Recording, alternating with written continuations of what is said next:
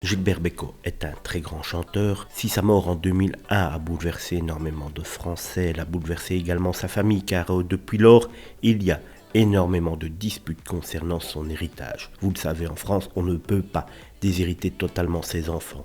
Mais si Gilbert Bécaud a 6 enfants, il avait décidé en tout cas de donner, de léguer tout ce qui était le pouvoir sur son œuvre artistique à son fils aîné qui s'appelait également Gilbert, dit Gaïa. Celui-ci est mort il y a quelques mois, mais c'était bien à lui que revenait donc ce pouvoir, ce qui représentait quand même une belle somme d'argent.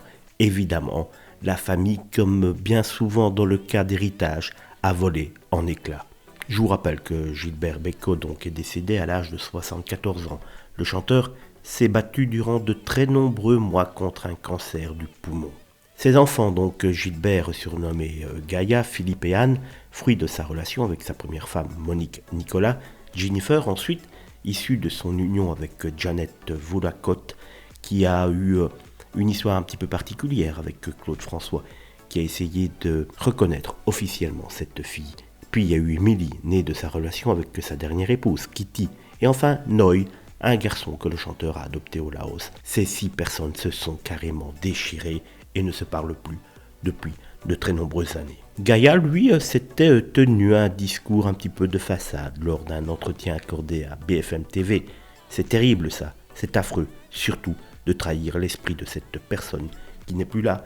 Si cette personne a mis ce qu'il veut dans son testament, c'est parce qu'il veut que ce soit dans son testament et que ce soit son héritage. Il n'y a pas à chercher autre chose. Évidemment, c'est plus facile quand on est le gagnant de ce genre de bataille.